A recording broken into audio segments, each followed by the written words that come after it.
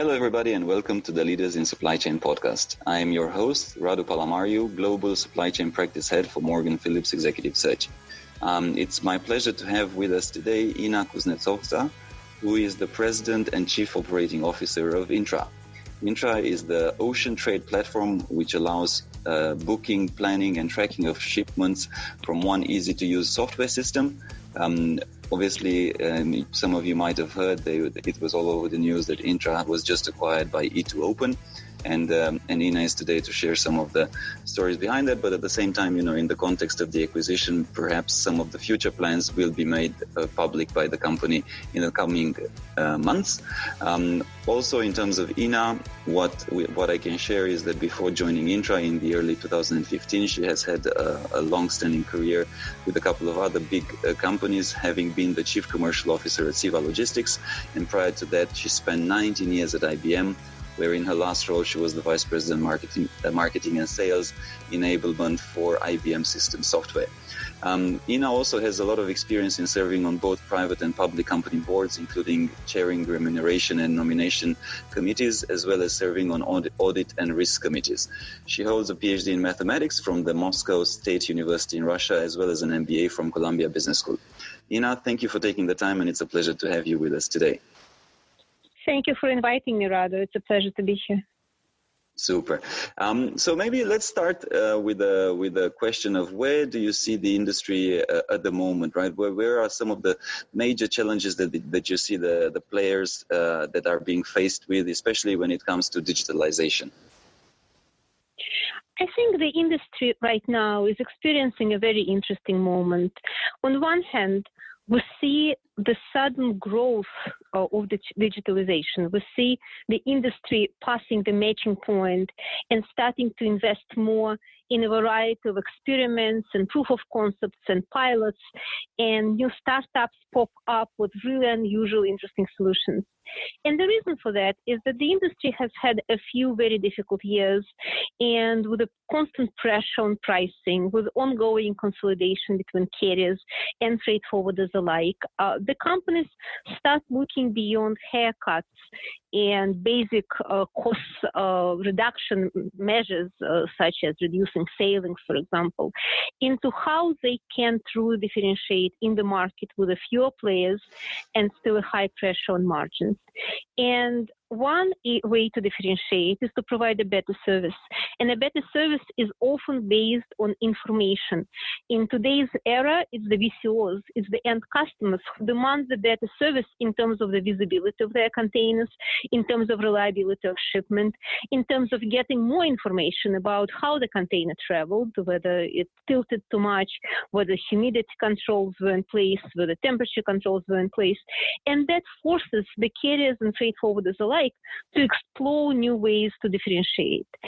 And the other part of the IT implementation is the usual cost cutting, being able to run business in a more efficient manner, keeping KPIs, keeping things digital, allows not only to reduce the waste and manual labor, but to reduce errors and also to see a consistent picture of the business, apply analytics, and as a result, continue working on operational improvement.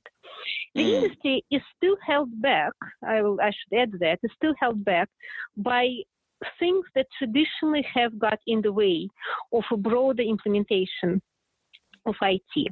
On one hand, and I always name it, though it's maybe not a widely discussed topic, is the way how the P&Ls are applied in the industry. You see a lot of improvements in customer service or cost reductions going to the regional P&Ls, going to the operational P&Ls, while all kind of costs to achieve those improvements sitting with the IT departments. And as a result, the IT departments get more and more work and less resources and feel overworked and stretched. And the spending for these projects are not always tightly linked to the improvements received in the field. We've seen this with electronic booking. We've seen this with VGM implementation. We see this with a lot of data analytics projects. And I think this is one area that holds a lot of companies back in fully embracing the advantages that IT provides. And of course, the other two areas are well recognized. It's the shortage of talent, especially IT-savvy talent, and the overall pressure on the margins. Shipping operates on much slimmer margins than many other industries like fintech, for example, and as a result, they can afford much less experimentation and much less of long-term projects. They really look for very specific returns on investments. So this is where the industry is. And if you want also to summarize the trends, I would say that this fast digitalization elevates all kinds of networks and platforms. A lot of startups in the industry, blockchain startups or new platforms in the industry, are nothing but an attempt to leverage the network concept to digitalize the connection. Because in the physical world, the broader your physical network of partnerships and agents and customers and trading partners is, the more powerful you are as a shipping company. Now you have to get all those relations and exchanges to be performed digitally, and performing this one-on-one, digitalizing every single connection through an EDI connection is extremely expensive. So people look for all kinds of platforms and networks. And blockchain popularity is one of the signs of that. But there are also another sign, just the elevation of non-blockchain-based platforms, looking at solving a variety of areas from booking ocean freight and land freight to performing a variety of supply chain management tasks in a network environment. The success of E2Open in the market is a good example of that. There are a lot of attempts to create networks for exchanges of a bill of lading or trade documentation or global compliance. All of those areas just illustrate the trend.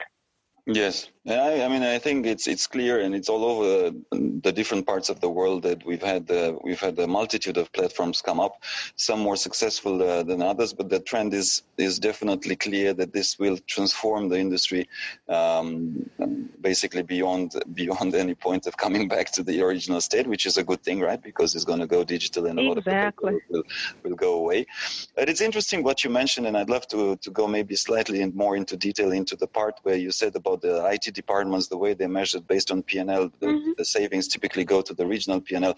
Maybe our audience would be interested to know or to hear if you've seen a good way of doing it. Have you seen any organization, and we don't need to name them, but that are doing it in the correct way? Is there a better way to maybe even organize your organization and your P&L in a fostering of this type of cost savings that would also encourage the IT as well as the overall organization to do it? It's a great way to look at the efficiency of the business.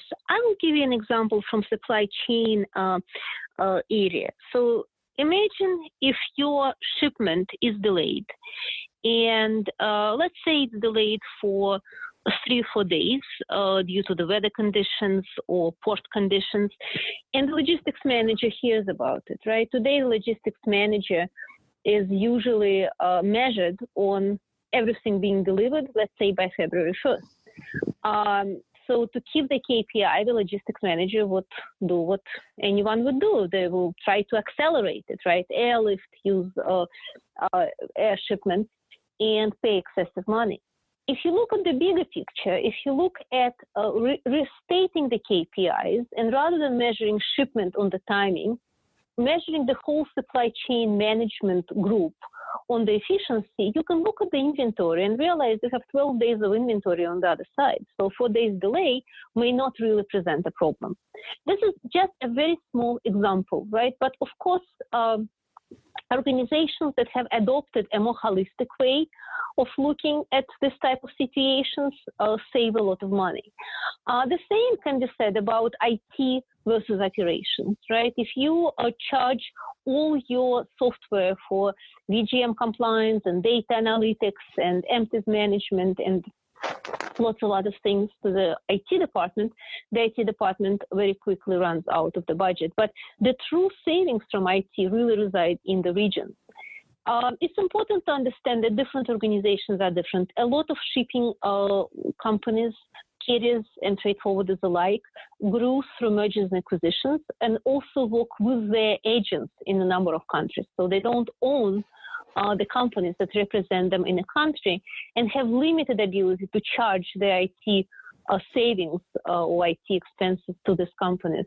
So in each particular case, it's really the question of a more holistic view at how to optimize the system as a whole, as opposed to how to optimize each of the parts, right? Whether we're optimizing supply chain versus shipping, whether we're optimizing IT versus the big organizational savings, and then achieve those agreements with an organization.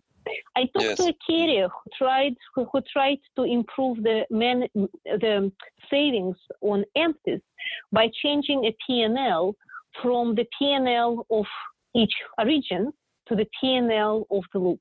And suddenly, the whole idea of how many empty containers are going out and then have to be returned becomes a very different item, right? It becomes an expense item. Behavior changes, right? The behavior of people operating in such a system changes immediately.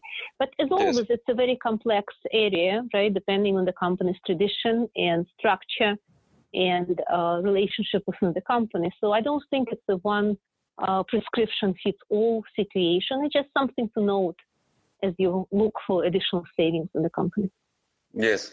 No, it's interesting because I think if we had to look across industries and across, I think this applies across industries actually. It's a tendency to have any organization to operate in silos, which was the typical way in which organizations used to be set up across segments 10, 20 years ago. And of course, it still operates right now. Then is the ability of the senior management or the C-level suite to come together and basically have these conversations to get to the point and the root of the, I wouldn't want to say it evil, but to the root of the matter, the root of the problem, and really fix that, not the kind of the symptom. And then those savings can be implemented. But again, in reality, I think what happens a lot of times and what we see also in terms of our clients on the consulting side is that typically sales and sales organizations drive a lot of these conversations, and maybe the IT, the supply chain, and the people that actually are doing the operations are not given as much of a voice to voice out their concerns. So then there's a little bit of a disbalance, and then then this kind of problems occur where you end up shipping by air because you need to be on time rather than understanding the point, which is make sure that your inventory maybe reaches the client, right? So it's always interesting. And I'd like to kind of build upon what you've said in terms of all these trends, and obviously this will transform the industry a lot in the next 3 to 5 years.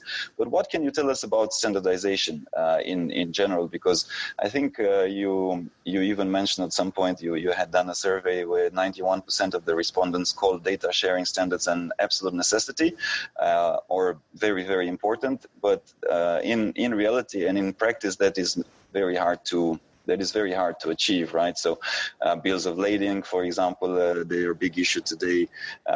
Most carriers have their own methods of doing this. Being able to access rates electronically without manual input is another thing. So where do you see standardization going, and how can there be some significant improvements done in this area? I think the standardization, or rather the lack of, is one of the pains of our industry that really holds the progress of automation. A single box may go through 5-6 companies between the time when it's packed at the manufacturing site and when it reaches the distribution center on the other side of the ocean. And some of those companies may have very advanced IT systems, and then suddenly the box just fell into the black hole, and you cannot pinpoint whether it was loaded or offloaded or delivered, and then suddenly the cargo reappears on the other side. So the lack of the abilities of all the companies in that logistic chain to talk to each other and exchange data actually affects the cargo owners. It affects the BCO, who cannot fully plan for shelves being filled, who has to build more safety stocks or maintain higher inventory, because the lack of visibility and lack of reliability of shipments are tightly linked. And that, of course, creates a big issue. There are other examples. There is an example of Internet of Things. A lot of containers today are equipped with sensors. Latest news showed several large carriers investing in sensors technology. And it's a great possibility for the industries, especially for the shipment of vaccines or other reefer cargo, other cargo that requires refrigeration and a specific temperature and humidity regime to be able to monitor whether those conditions were met. But unfortunately, if you have the container that belongs to one carrier being shipped on the boat belonging to another carrier, this reefers cannot always talk to the server on the boat. And that's another example of the lack of standardization. So you cannot get the whole value out of the exchange of this information. The bill of lading is a great example that you just mentioned. A lot of money is being spent in the industry on the printing of bill of lading, on the issuing the letters of credit, on inconsistency between bills of lading standards across the carriers, rate quotes, and being able to digitally ingest and retrieve the rates as opposed to manually retype them in a single database once the rates are received from the carrier is another example. Even simple things like the standards for the APIs and identity management on the network still would benefit from not being rewritten every single time, but having some standard way to manage and to set this work, and maybe just leverage some standard services in the industry. So standardization is very important. Standardization is the foundation of a more advanced automation. And we think the industry comes to the realization that this is the single point that holds the progress forward. There are multiple initiatives in the industry today to set such standards. There is an initiative called Connect, which was announced by INTTRA just a month ago and gains popularity very fast. There is a new standardization body formed by major carrier lines that focuses specifically on the carrier digitalization, like the one I mentioned around IoT. There are lots of attempts to get together in blockchain groups, in communities, and also to set some standards. And in the end of the day, I hope the groups will find a way to work together to get this work done fast, because this will help the industry to eliminate waste, to reduce the costs of connecting in different ways to multiple data sources, and in the end, make a big step forward towards intelligent supply chain, which is predictive and automated and flexible and reacts to the changes and can plan for the changes in customer demand and can benefit everybody in the industry. Yes, and let's talk a little bit, since you've mentioned it already, and it's something that a lot of people are asking and wondering, and at the same time, it's probably the technology that has the most potential to impact the industry in itself, which is the blockchain technology, right? Especially because it can get that visibility and that kind of one source of truth, or that's the promise at least. How do you see blockchain in the ocean freight business, right? Do you see it really as a game changer? Do you see it as picking up steam? Tell us a little bit more about it. So I think going back to our discussion about the elevation of networks, the interest of blockchain is a necessary or rather obvious sign of the networks and platforms gaining popularity. 2 years ago, when we looked at what may happen to INTTRA in the next 15 years and how technology will continue to change shipping, we predicted that networks and platforms will gain a higher visibility just because of each of these connections, physical connections being digitalized, and people will look for the ways to reduce the cost of it. And blockchain is a very effective way to build a network fast. And I think this is what makes blockchain by any means a great technology for the shipping, and certainly something that requires experimentation with and further investigation and exploration. At the same time, as any new technology, a blockchain is neither a solution to all pains, nor a fully ready ready-to-use, ready-to-go technology as it is today. When we predicted the elevation of the networks, blockchain was primarily used for Bitcoins in financial industry. Over the last 2 years, we've seen an emergence of multiple projects that are blockchain-based. And I think it's great news for the industry. Whether this project succeed or fail, the mere fact that the industry now is ready to engage in this type of pilots and proofs of concept and experimentation is a good thing, because by doing this, we're learning as a community. We find the ways that we can improve the process. We find technologies that may work. It's important to mention that as any new technology, blockchain still has areas for improvement. It's sometimes slow and may not necessarily work very well in high transactional environment, where a cloud-based transactional system may be much faster, more efficient. But at the same time, not every process in shipping requires high transactional environment. The areas like tracking the origins of the goods or the bill of lading seem to be very well positioned to benefit from blockchain. And I'm sure we will see some very successful implementation in that area. Another very important thing to have in mind is the distributed nature of the blockchain that poses the question of who owns the identity management. In a financial Bitcoin-like, digital currency-like implementation, any member of the group can add another member. It's an equivalent of a cash exchange, right? If two people meet, they can exchange cash, or one can add another to the digital currency network and exchange digital currencies through the network. In shipping, we are operating under severe restrictions. We need to know our partners. We need to be cognizant of denied parties. There are sanctions, and there is a variety of restrictions that sometimes may be applicable to participants from one set of countries and not applicable to participants from other set of countries. So simply relying on any member of the network, adding another member may be risky. It may expose the participants to a certain risk. It's very important to think through the security and identity management aspects of the network.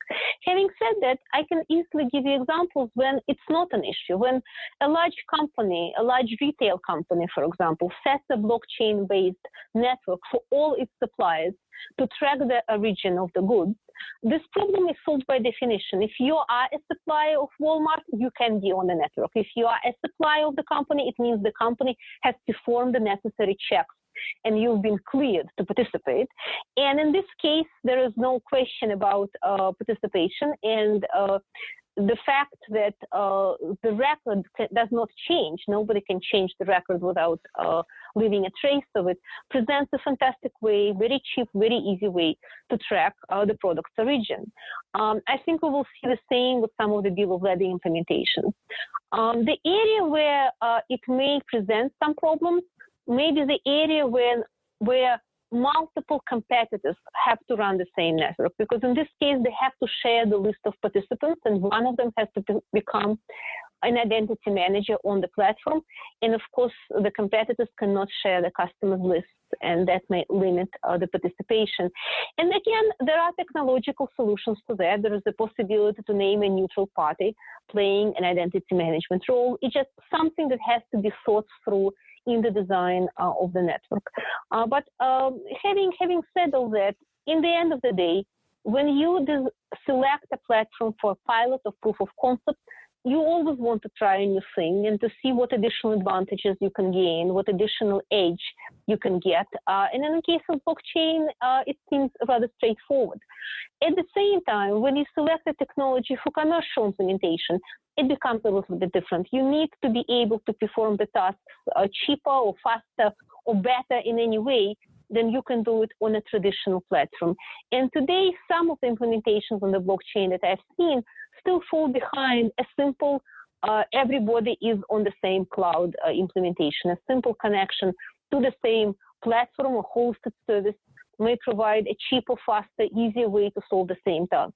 So as long as blockchain gains the momentum and gains the differentiation, it will be a little bit of a transition period. And I'm sure with time, the community will figure out the tasks that are solved better with the blockchain then all the technology and the blockchain will find its niche. Mm. And yeah, I mean, it just seems, and again, I'm not an expert, but it just seems like at this stage, it definitely offers a lot of potential. But like you rightfully said, and like I've been hearing a lot of people that know a lot about the subject saying it's not it's basically not a cure-all and it doesn't fix everything. And it's, I think that's the mistake that some people are making, that they think that blockchain can be applied to everything. And at the same time, it's interesting that you mentioned the one source of maybe, or the need for a neutral type of a party, because what we have seen, and without mentioning names again, we've seen a few of this kind of conglomerates or alliances of shipping lines or 3PLs or ports even, or authorities coming together behind one or two or some other platforms, but there is not one kind of a neutral. It's almost like, in some ways, I guess, if I'm to extrapolate also what happened at the beginning with INTTRA, right, where it was a conglomerate, it was kind of the industry coming together, right, and at the end of the day, it was nevertheless, it was operated as a neutral company for the benefit of all of the players in the industry. So maybe we will see something like that in blockchain. I don't know, maybe not. I think INTTRA was neutral from the very beginning, because being run by a large number of carriers, it has to remain neutral. It has to maintain the neutrality to stay within antitrust compliance, and also because of having customers outside of shareholding from the very beginning, and building the necessary firewalls between the shareholding carriers and the customers from the very beginning, being forced to do this as an antitrust compliant step. INTTRA actually maintained neutrality from the very beginning. But I can give you another example. When you think about such technologies as cloud computing, they did not start as one fits all either. When you think about 2010, 2011, when I was working for IBM and meeting customers, talking about the advantages of systems management and automation, and eventually building the cloud, for a lot of our customers, it was a totally new concept, and a lot of our customers questioned the advantages of using clouds, and especially external clouds. And some customers would entertain using clouds for something less mission critical, like research and development, where you can provision and kill new environments, but not necessarily running mission sensitive systems. Today, 7-8 years later, we see a huge variety of cloud-based implementation for the mission-critical systems, from transactions like INTTRA booking platform, which is now is in the process of being transitioned to the cloud, with thousands of customers already trading on the cloud, to a huge number of transportation management systems, and a lot of systems which are mission-critical outside of our industry, from banking to governmental systems. And the technology is so advanced today that, in fact, it offers better reliability, better scalability, better security than traditional in-house implementations offer. It just takes time. It takes critical mass. It takes years in development. It takes resources. And it's a natural life cycle of a technology. So the blockchain technology, especially implemented just to the networks in supply chain management and logistics, is a relatively new concept. We should not judge a new technology by the same standards as we charge something well developed and researched. But I think the variety of projects will help. Some of these projects will fail, some of the projects will succeed, but altogether they will generate the intellectual property and learnings that will help to improve the technology and find the weak spots and address them through the community effort. Yes, excellent example actually with the cloud. And I remember I was also working for Oracle a couple of years back, and it was such a big deal at that point in time, and there was a lot of skepticism, as with any technology, really, right? I mean, if we are to be genuine about it, I think every technology at the beginning is met with a lot of skepticism, and there's a few crazier people that believe in it, and then eventually if it really sticks, then more and more people come on board, and then all of a sudden it becomes like, of course, it's the natural way of doing things, right? So it's I guess it's just normal, and that's probably what also we are seeing now with blockchain and advanced analytics and artificial intelligence and you name it, Internet of Things and all of those other fancy words, good technologies, but still a lot to go in terms of making it an industry standard in many ways. And I wanted to kind of shift the conversation on top of this, back to the point where you mentioned that one of the challenges that the industry is confronting with is talent, which I always like when I hear this, because obviously our main business is executive search, so it kind of gives me a reason to exist. But at the same time, it is a true I think it is a very true problem that most people are facing, including ourselves. And that's the irony. We're headhunters, and our problem is also to recruit people as headhunters. So I think it's across industries, but let's I mean, if we have to talk about the logistics, supply chain, shipping industry, I think it's particularly, and especially in the context of moving to the digital age, right, of the industry. What do you see as the most challenging types of skill sets and maybe mindsets to get in the industry? So maybe it's a combination of skills and mindset. So I just love to hear your thoughts on that. I will start by saying that placing people in the jobs and giving them the pride of doing something they like and achieving results and making an impact is one of the most noble reasons to exist, rather. So you should be really proud of this. I think one of the challenges that we are seeing more and more today is the multidiscipline experience. And I will explain what I mean by it. When we hire people for technology companies working in shipping or supply chain area, we look for the combination of three major skill sets. We look for the professional skill, whether it's a product management or marketing or sales. We look for the understanding of IT. The understanding of IT differs in depth between pure technological functions and marketing and sales, and yet it's very difficult to market or sell or deliver or service IT products without being IT savvy and understanding the technology and being comfortable around technology, right? And then, of course, the third equally important skill set is the understanding of the industry, because unfortunately our industry today is full of the examples of companies formed by IT people who think it's so easy to explain to the shipping how to do things better, and the arguments may sound very persuasive for venture capitalists, but the shipping industry just says, well, that's not how we do things, right? We have reasons to operate as we operate, and those reasons may be historical, they may be due to fragmentation, they may be due to the existing processes in the industry, they may be due to regulations, they may be due to other things that people outside of shipping industry may not always appreciate and understand. Having crossed the line in my career from IT industry to shipping industry, I appreciate the complexity of both, and I would never consider one to be more or less simplistic than the other. But it's very difficult to find people who know these two industries together and know the discipline that they're working in. So one of the approaches I've been using in my teams in my career has been pairing people up, trying to create teams that include people with both sets of skills, helping each other and working together on the project. And hopefully some of this knowledge, some of those skills are rubbing off in a couple of years if people continue to collaborate closely. But I think it's a pervasive problem in the industry altogether. And we started seeing more people from IT backgrounds coming into shipping and spending time in shipping in a variety of functions, maybe doing some internships, maybe doing some work in the industry and then jumping back to the IT backgrounds and projects, or just collaborating across IT and shipping expertise. And this is the area where I think we will experience a certain shortage of the talent for quite a while. Of course, there are other talents that are in short supply in the shipping industry, right? When you talk about shipping, it's not just all about IT. The shortage of the truck drivers in the US is a good example. It's a very difficult job. It requires being away from home for months. It requires hard work.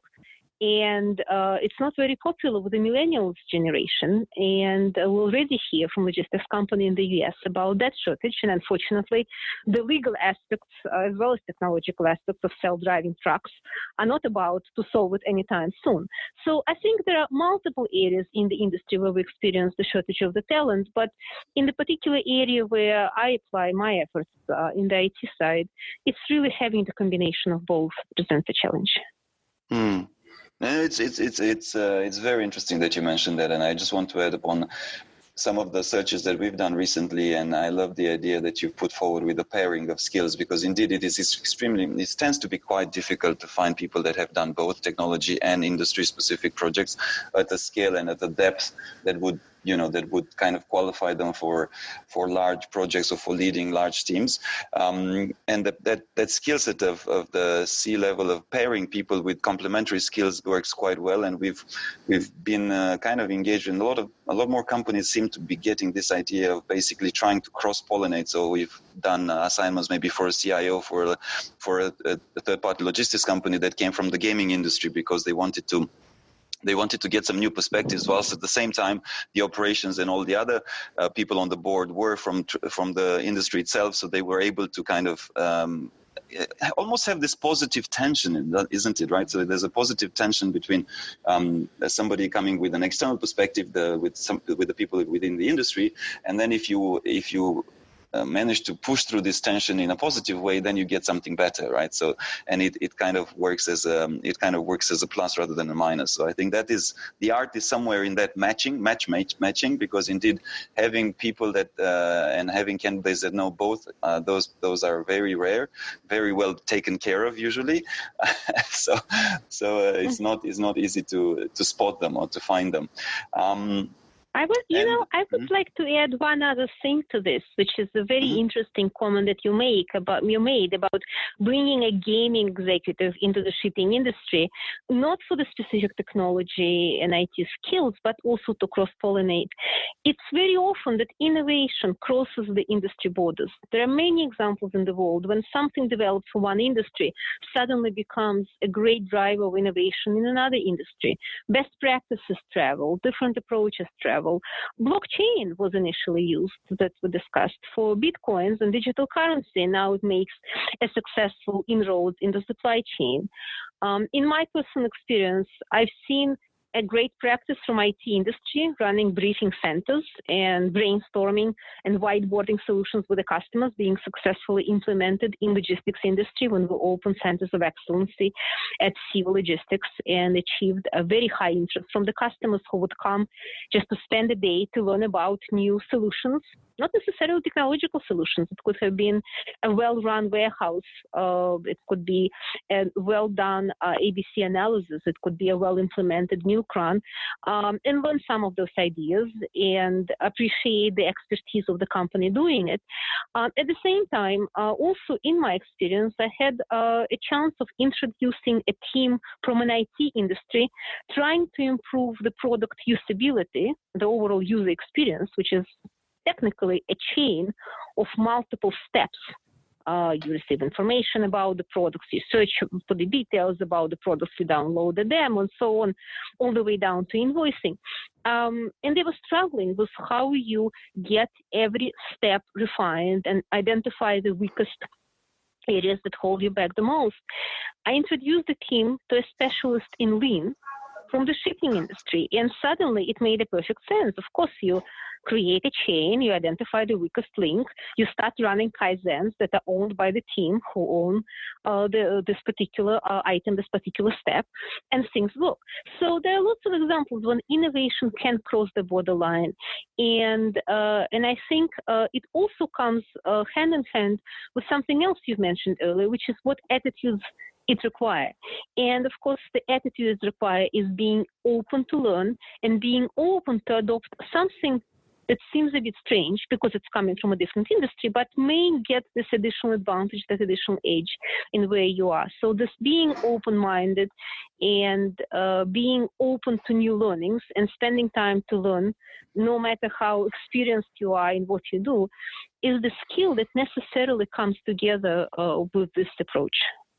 Yes, and I was just wondering, because I wanted also to bring about. I know that you have written 2 books, which is very interesting. You've written one book about a practical approach to career growth, right? It's a practical approach to career growth, and you've written A Month in the Sky: Practical Notes on the Ways of Professional Growth. So I'd like to kind of ask you if you can give us a little bit the background, the story. Why did you write the books in the first place, and tell us maybe a few pointers for the people listening. You know, what's in the books and what can they learn from it? When I became the first vice president of IBM of Russian origin, it was a big thing for the Russian community. And I had a popular blog at the time in Russian where I just described my life in the US and just my travels. And I started getting a lot of questions from the readers on the career-related topics. How you select the right job, how you select the right career track, how you deal with being someone with an accent and working in an environment that requires you communicating with customers in a different language and different culture. All kind of questions that I started trying to answer and to help people. And I realized very soon that the questions can be grouped and actually answered in a more efficient way. So I basically repurposed the blog to a series of posts about the career development written specifically for the Russian audience at that time. I don't think that answers would be that different, but they had a specific flavor to them because the Russian market lacked any kind of career literature. They had some literature that was translated, like the book of Jack Welch, and they had a few books written by entrepreneurs who created big banks or new enterprises in Russia, but there was no books about how you work in marketing or how you build your career in finance that would be written in explaining things that may be common to everybody, but in some cases a little bit special for the foreigners working in a different cultural environment, or someone who has to work with specifically American, Western European companies in areas like giving feedback, which is, for example, is different in different culture. What is considered to be a norm in one culture would be overly rude in another and can be overly sugar-coated in the third one. So those set of blog posts eventually became the first book. And it was so well received, it was on the best-selling list for a while, that I started getting even more questions and more feedback, and that led to writing the second one. At the time when I wrote the second book, I actually just left IBM for civil logistics, and running sales for a $9 billion organization in 160 countries, I spent a lot of time on the road. I probably traveled 3 weeks out of 4 and spent a lot of time on the planes and in the lounges and waiting for the plane and waiting for the car. And I found out that this is an actual time to actually think through some of those questions and write some of those posts, but also reflect on a different aspect of my career. The first book was mostly devoted to the questions like how you're dealing with how you select your career path, right? And we can talk a little bit more about it. Do you always have to go into management, or can you select a different path? Can you select the path of an expert and refine your skills? What tools can you get? Developing mentors, developing sponsorship relationship, which are different, developing relationship with your colleagues that may help, how you deal with the time management. And while we all always say, you can get everything. Can you really get everything at the same time, or do you have to pace yourself? And there's always certain prioritization and certain decisions that every individual can make. Yes, absolutely. You can work remotely from a faraway island and you can find a job suitable for that. And yes, absolutely, if you set your goals on running a large organization, you do it early enough and work hard enough and succeed in this path, you can do it. Can you do it at the same time? Not always, right? Certain jobs, unfortunately, do not allow remote work, and certain jobs allow the remote work, but would never leave you on this administrative path of increasing P&L, increasing number of people in your organization. So those were the questions. There was a chapter that was very popular on the reasons to get MBA. There was a chapter on working with difficult bosses and also questioning we're questioning the reasons of why the boss becomes difficult, and maybe sometimes just trying to put a mirror up. And those were kind of popular topics in the discussion at the time.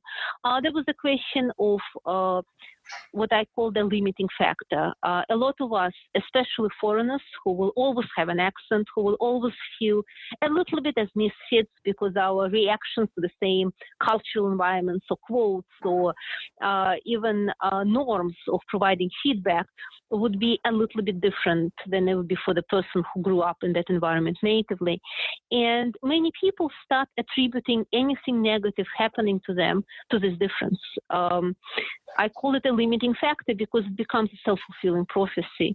If someone does not answer your good morning, it may happen for a number of reasons. The person just may not be feeling well. The person may be having difficult time in the family.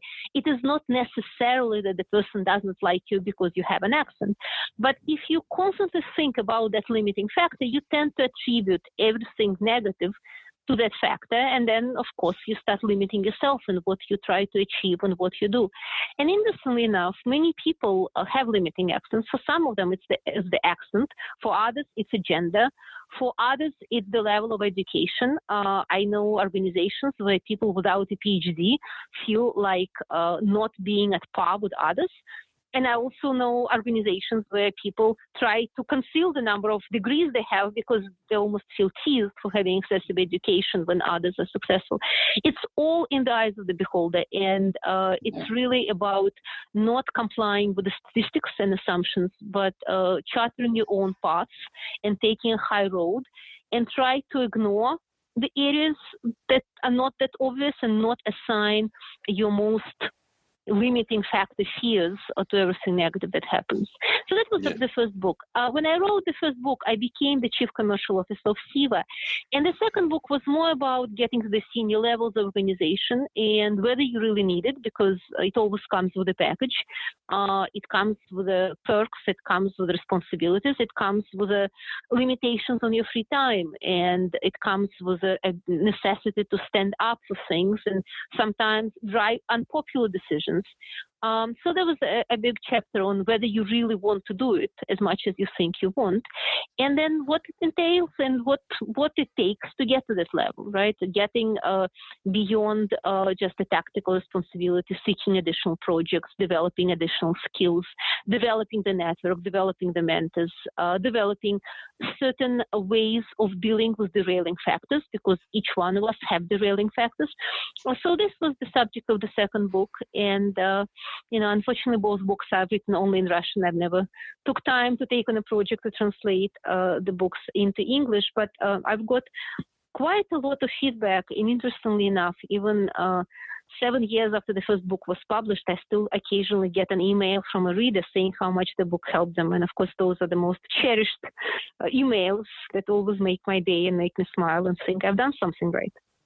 Yes. Oh, absolutely. Absolutely. And I think you should translate it, because I think it's you've had a very interesting career. You have a very interesting career. You've obviously experienced a lot, and I think you bring a very practical perspective to things, and it's that's basically that's the thing that adds a lot of value. And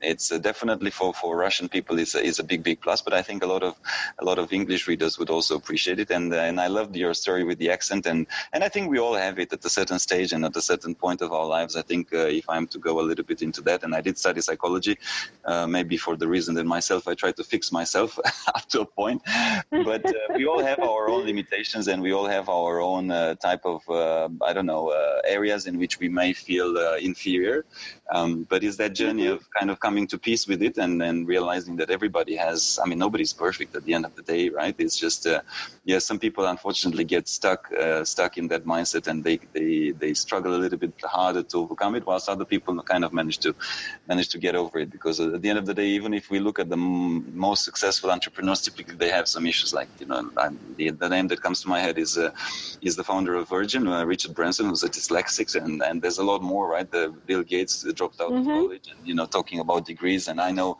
CEOs that had barely graduated. The particular CEO that built a €3 billion company, and then he never graduated high school. So it's interesting how all this kind of play a part. It's usually in our own minds, and if we manage to get out of our own minds, then then it can help kind of with that break free. And I'd love to ask you the question. Let's say that we have, and there's a lot of young people listening to the podcast. There's people that are graduating, young professionals in the industry, just walking through the first years of their careers. What would be one or two pieces of advice that you would give them in terms of kind of I don't know if the word is planning, but in terms of thinking ahead, and in terms of what they would, what would you do if you were them in terms of, let's use planning their careers. I actually think that career planning is not a bad word. You should exercise the career planning. The word career itself actually comes from a French word carrier, which roots down to Latin, and it was the word for the carriage, right? For the wheels on the carriage and the special road that can sustain it. So when you plan a road, when you plan a journey, you always plan for the destination.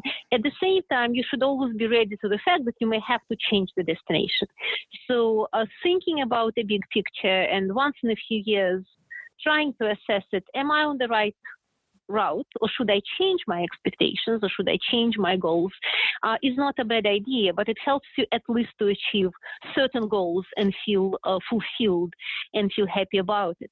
There are different ways to plan your careers today, many more ways than existed 20 years ago. But I think an important distinction to make very early is what is a career success for you? Because when people are asked about the career success, they name a variety of things: earning a lot of money, having a lot of people reporting to you, managing a large P&L. But sometimes they forget about other aspects of the career success, which is being an expert in something, right? I always try to give an example of a hospital. The hospital administrator defines the value of the job, the seniority of the job by the number of beds and patients and facilities and assets managed.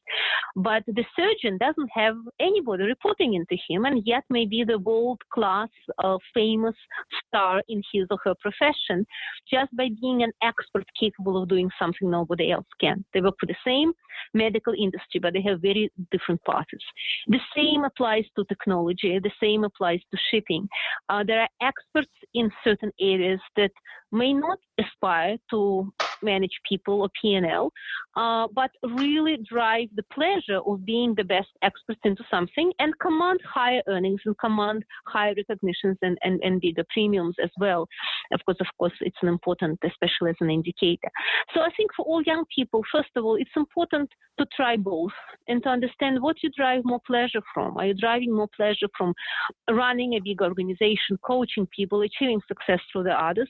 Or you may be hating management, but you just like learning the technology, and you don't have to be in the position when someone tells you, yeah, but to be successful, you really have to become a manager. You don't. You can, especially in the environment today, you can be extremely successful on the expert route. So that's one advice. And thinking this through and then planning accordingly after you've tried a few things is important. I think another very important advice is never to underestimate the importance of the network. Being an introvert myself, I've never been comfortable around networking events. Small talk have been a curse for me. What is that you're going to talk about? You're going to talk about the specific problem or the business, right? Yeah. But it's important to understand that networking does not mean standing with a glass in a networking event and discussing the kids. Networking may be going to your local meetup and just meeting alike people, or even people playing the same games as you do, or people get the same charity interests as you do, or people who like the same sci-fi books that you do. And you can meet all kinds of people in that area, and you can meet people who are in very different businesses and industries, and eventually you can tap into that network. And developing that network early, developing people who can mentor you and give you an advice, and who can open new doors for you is something that is a little bit counterintuitive in early age, but become more and more appreciated as you go forward in your career. And then suddenly you find yourself in a situation when you tap into your network for a different purpose, not to open the doors for you, but to hire the best talent into your team, or to attract advice, or to be able to ask someone to verify something for you. And again, you suddenly realize what a blessing it was to have those IT friends that you used to hang up with, and suddenly you can call them and say, can you please tell me if Hadoop is really the right solution for this problem? Because I have doubts, but some technology expert says is the best thing ever. And suddenly you have a very insightful conversation and help. So developing the networks is very good for your career and your progress forward, no matter what path you choose. And of course, as I said, rethinking the plans and setting some goals and achieving those goals, and at least having a goal for the next couple of years, even if after a couple of years you decide to go into a different direction, always helps to feel accomplished and fulfilled and getting a feeling of something being done and getting pride in it and enjoying it. So yeah. Setting goals is a good thing. Ina, thank you so much. I think that's very useful pieces of advice, and I'm sure that the audience has taken some good notes. And also, I'm really grateful for the time that you spent with us today, and for all the good case studies and stories and views that you shared with us in terms of where you think the industry is going, as well as where you think the talent, skills, and mindset should be going, which is always good to hear. And yeah, wish you all the best in the coming months at INTTRA and with the integration and all the good projects coming your way on that front as well. Thank you very much, Radu, and I truly appreciate an invitation and wish success to all the listeners and thank them for their attention. Thank you for listening to our podcast. If you liked what you heard, be sure to follow us on radupalamaru.com/podcast for all the show notes, links, and extra tips covered in the interview. Make sure also to subscribe to our emailing list to get the news in the nick of time. If you're listening through a streaming platform like iTunes or Stitcher and you like what we do, please kindly review and give us 5 stars so we can keep the energy flowing and get more people to find out about our podcast. I'm most active on LinkedIn, so do feel free to follow me to stay tuned for our latest articles as well as future guests for the podcast. And if you have any suggestions or any other idea, please feel free to write to me. I respond to all. And also, please make sure not to miss our next episode, where we will be having a few other C-level and top leaders in supply chain joining us. Stay tuned.